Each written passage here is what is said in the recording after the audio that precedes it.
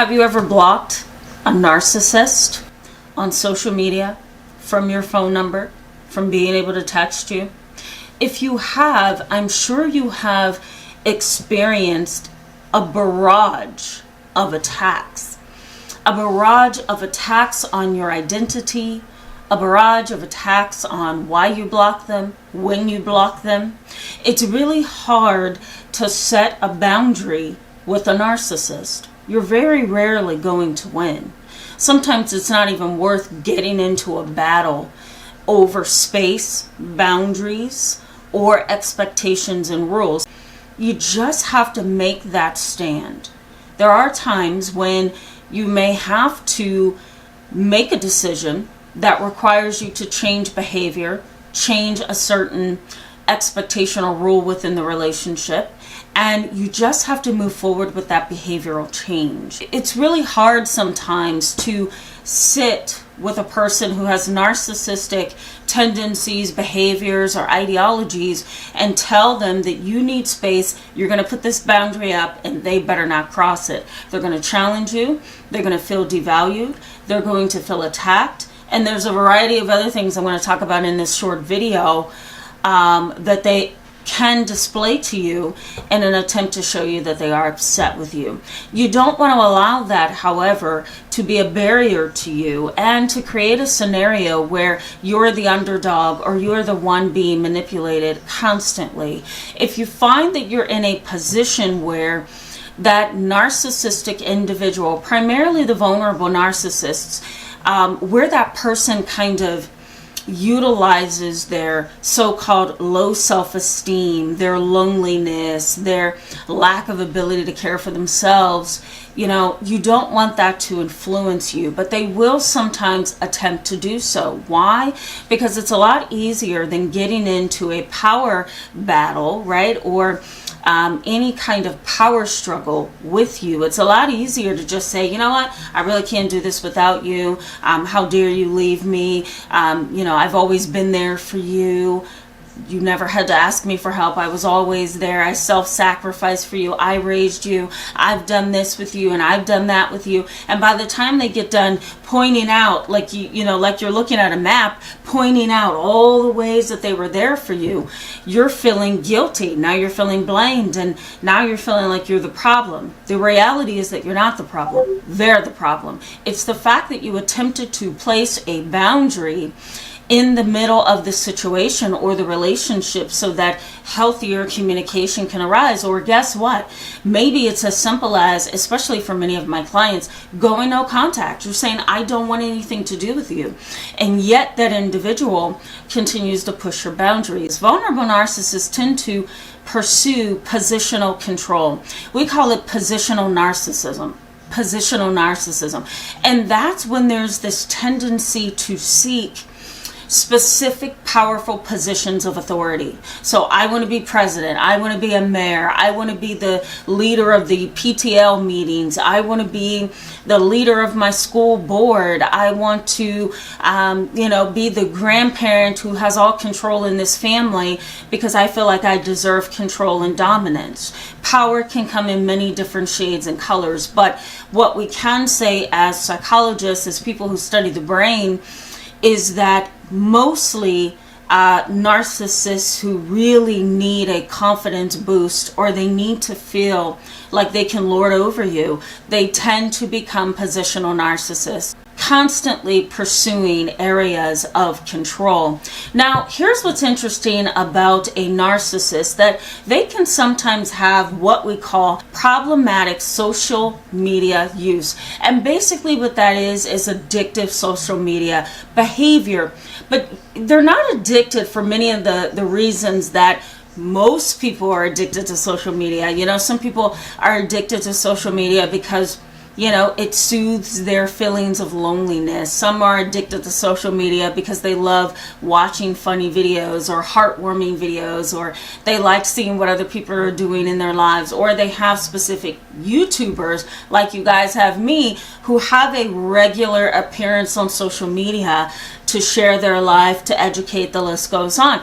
But for a narcissistic personality, somebody who is dominating and controlling, Problematic social media use comes about when the narcissist has developed some kind of curated identity that they can manage using social media.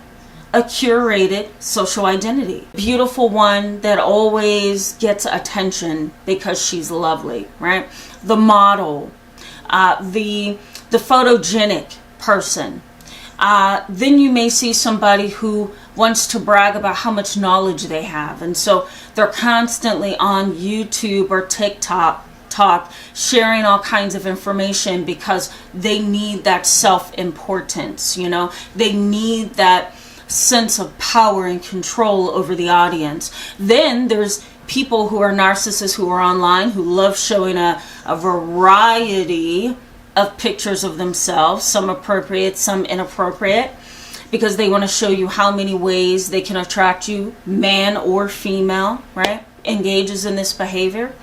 There may also be bragging of the millions and millions of dollars that some people have, right? They put their videos online that showcases the home they live in, different rooms in their house and mansions, what they wear, how much money they have. Then you also have those individuals who want to be famous because they want to be a rapper, or they want to be a thug, or a or an individual who gets a lot of female attention. So you're going to see them online as well. Sometimes the narcissistic attitude can be shown in those few ways. And so we call that problematic social media use because, again, they get to curate and kind of manage their own self-image.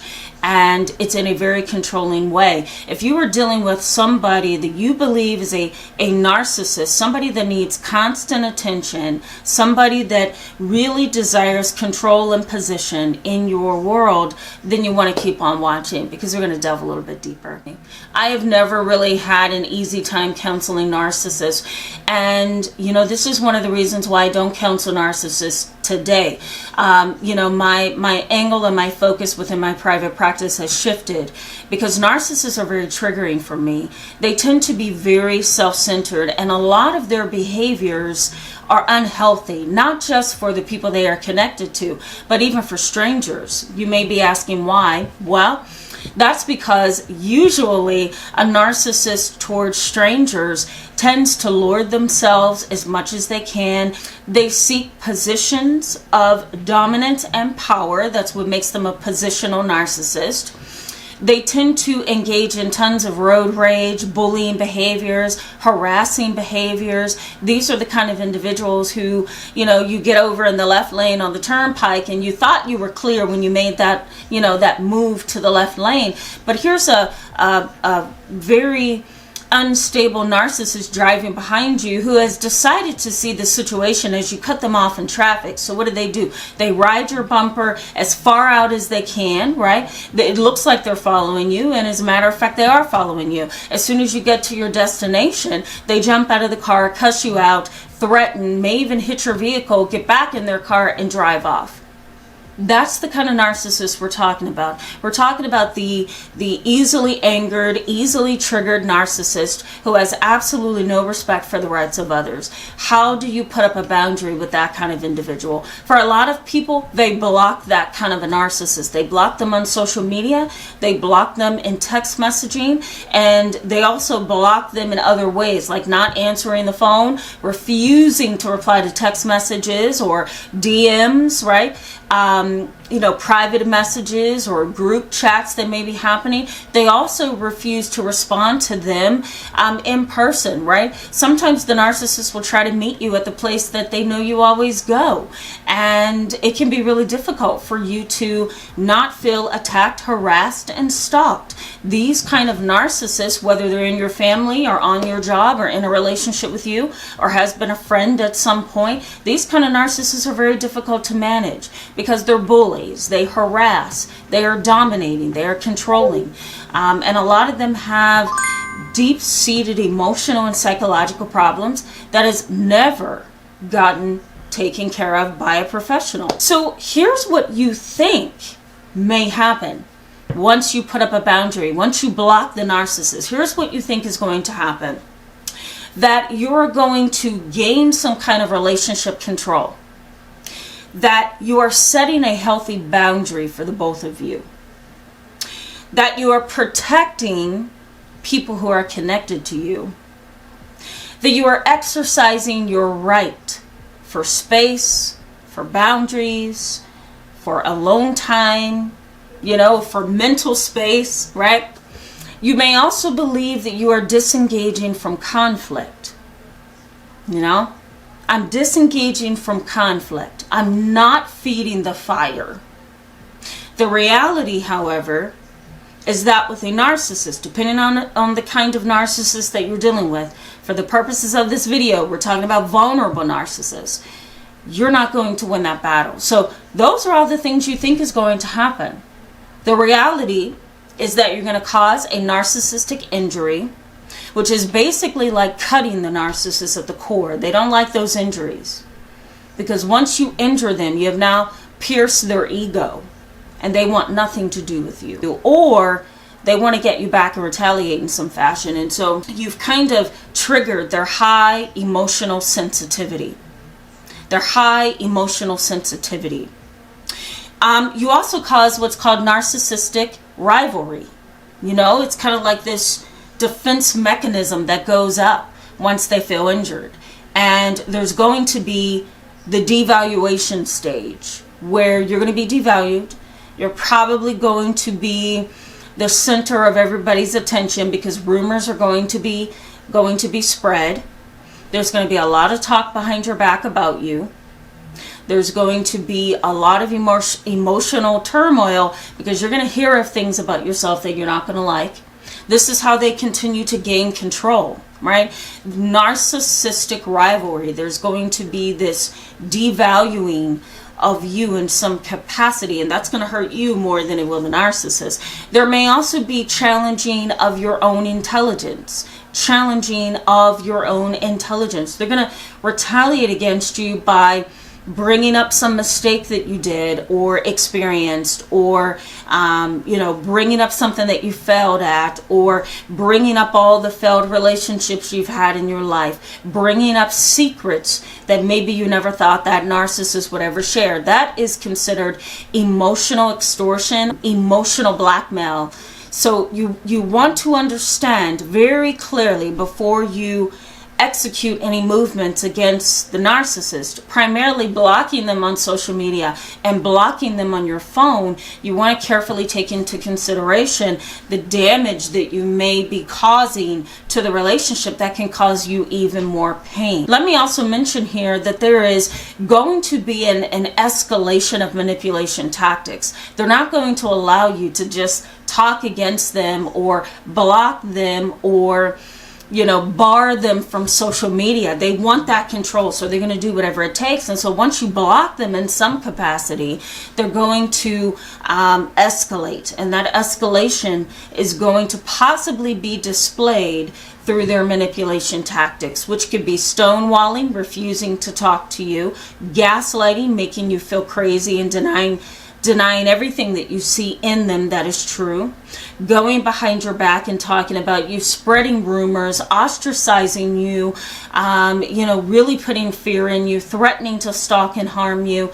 The escalation tactics are going to be really difficult. That doesn't mean you should not put up a boundary, but you have to do it in the right way. So here's what I suggest. My first suggestion here is to be aware of your own experience of FOG. F-O-G, and that's fear, obligation, and guilt. If this is a family member that you are blocking on social media through your text messages, the last thing you want to do is start feeling guilty about that. So you want to be able to identify, why am I feeling guilty? Am I feeling guilty because that's my flesh and blood? Am I feeling guilty because that's my ex-boyfriend or my ex-girlfriend? Am I feeling guilty because I have a good heart and I don't want to hurt anyone? I'm doing the right thing, it's just I don't want to hurt anyone, right? So you want to ask yourself, what's going on with me? Why am I feeling guilty? Why do I feel an obligation? I shouldn't be feeling an obligation to somebody who's going to hurt me, right? somebody who is hurting me or somebody who has hurt me. I don't have an obligation to you. That's been broken. The moment that you completely broke my heart, the moment you have completely done the opposite of what I thought you were doing, the moment you had that affair, that moment you took me off of the will and out of your estate, the moment that you told me that I didn't mean much to you, that was when you hurt me, and that's when the obligation of me to you ended, right? And so you want to be able to clearly look at the situation in those ways. You want to be able to exercise sound and objective judgment in this situation. And you also want to be aware of your fear. Are you afraid of retaliation? Are you afraid that you're going to be disliked? Are you afraid that you're going to be unloved or rejected by other people just because of what this narcissistic individual is doing? So be aware of fog in your life and try to balance it with a proper objective perspective. The other thing I suggest is take baby steps away from this person. Go ahead and slowly set that boundary, right? Because a narcissist almost has to learn, that's classic conditioning in psychology. Remember Pavlov and his dogs, right?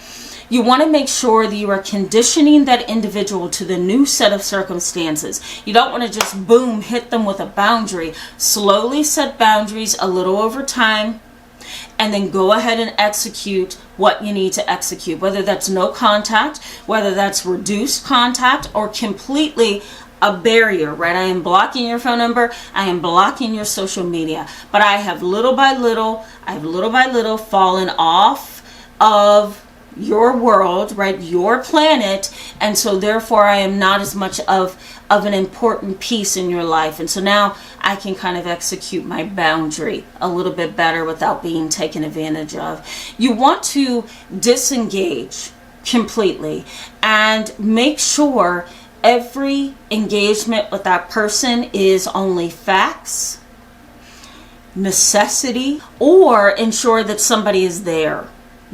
That can be a neutral individual who can observe what is going on. But disengage, but disengage in a wise way. You want to disengage in a way that sets a boundary, doesn't make you the center of that person's world as much, and you want to avoid re-engaging. So you may go away and that narcissist reaches out to you. Now you have to decide, am I going to respond?